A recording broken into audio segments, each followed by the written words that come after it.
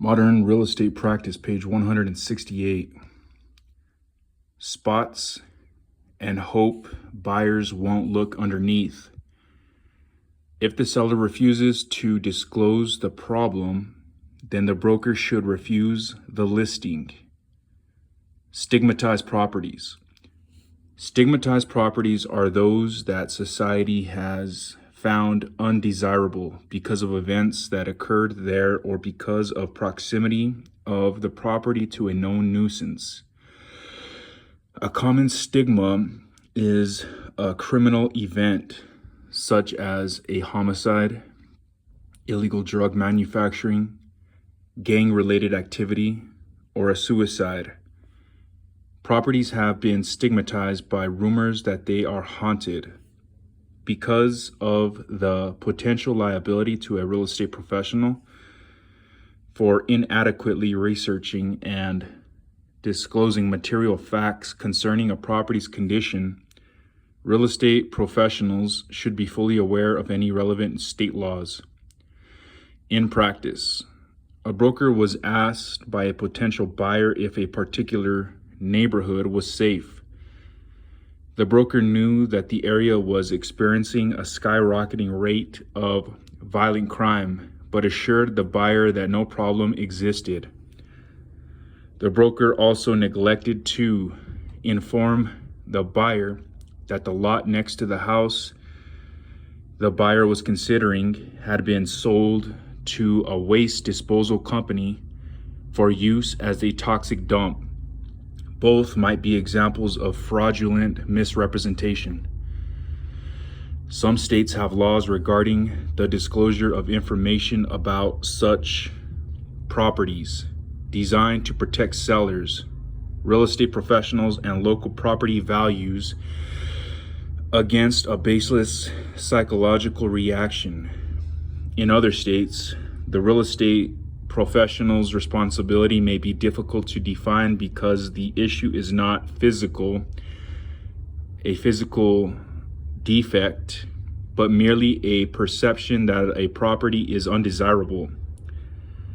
Many states provide greater statutory direction to real estate professionals by identifying stigmas that are not considered material facts and that therefore do not require disclosure. Federal law may also provide guidance. In practice, a disclosure that a property's previous owner or occupant died of AIDS or was HIV positive constitutes illegal discrimination against a person with a disability under the Federal Fair Housing Act, and therefore should never be revealed. State law may provide the same prohibition. Megan's Law.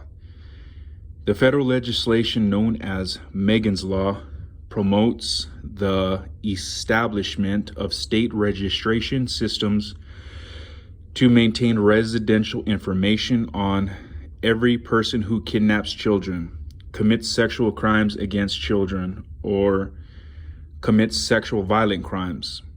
Upon release from prison, offenders must register their name with state authorities and indicate where they will be residing, and also inform authorities of a change of residence. The Federal Bureau of Investigation, FBI, maintains an internet site, www.fbi.gov/scams-safety-registry, which provides online access to every state's offender registry. Megan's Law affects a real estate professional's duty of disclosure. In accordance with state law, a real estate professional may need to request that a customer sign a form that includes information on where the customer may obtain information about the sex offender registry. Depending on the state, a real estate professional may be required to disclose information regarding a released offender if the real estate professional is aware that officials have informed individuals, groups, or the public that a sex offender resides in a particular area. Megan's Law, in effect, creates another category of stigmatized property. www.fbi.gov/scams-safety/registry. Page 169. Key point review. Real estate agency relationships are governed by common law, which is established by tradition and court decisions. A statutory law, which is passed by state legislatures and other governing bodies. An agent is hired by a principal to act on the principal's behalf. Agency is the fiduciary relationship in which the agent is held in position of special trust and confidence by the principal. In a real estate transaction, the principal is the client. A customer is the non-represented party for whom some level of service is provided and who is entitled to fairness and honesty. A non-agent, also known as a facilitator, intermediary, transaction broker, transaction coordinator, or contract broker, assists one or both parties with the transaction without representing either party's interests, and often is subject to specific statutory responsibilities. The relationship between principal and agent must be consensual, as express agency is based on an express agreement between agent and principal, while implied agency will be created when the actions of the parties indicate that they have mutually consented to an agency. The source of the agent's compensation, one other than the client or the agency, may exist even if no compensation is involved. A gratuitous agency. An agent has a fiduciary relationship of trust and confidence with the principal. The 6 common law fiduciary duties can be remembered as COLD-AC, which is an acronym for the following.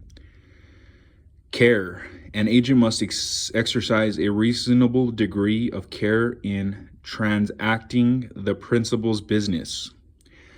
Obedience.